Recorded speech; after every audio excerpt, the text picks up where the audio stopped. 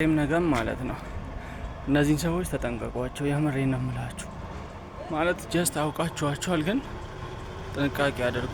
ቀልድ የሚመስሉ የሚጠይቋቸው ጥያቄዎች እና ሁሌ እቅዳችሁ ላይ እየገቡ እቅዳችሁን በማበላሸት ከዛ በእነሱ እቅድ እንድትመሩላቸው የሚፈልጉ ሰዎች ባህሪዎች፣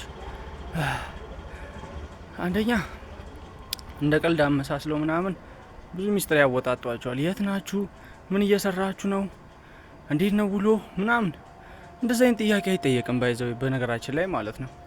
ዋይዝማን ኮንክ ማለት ነው ፕሮግራም ካለ እንገናኝ፣ ይሄን ነገር እንስራ፣ በቃ አለቀ፣ ሌላ አተታ ገተታ አታብዙ ብላችሁ ንገሯቸው። ለምን ይሄን እንደምላችሁ ታውቃላችሁ?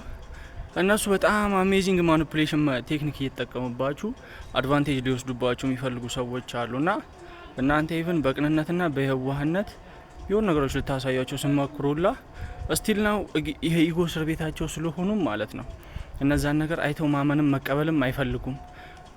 ጥሩ ነገር እያሳያችኋቸው ምክንያት ያመጡና እያይዘው የሆነ ነገር ነው በቃ ይሄ ነገር ከዚህ ነገር ጋር ነው እየተያያዘ ያለው ብለው ይነግሯቸዋልና ዛሬም ነገም አላማችን መሆን ያለበት ከስንፍናችን መነሳት ነው። ሌላ አላማ ሊሆን አይገባም።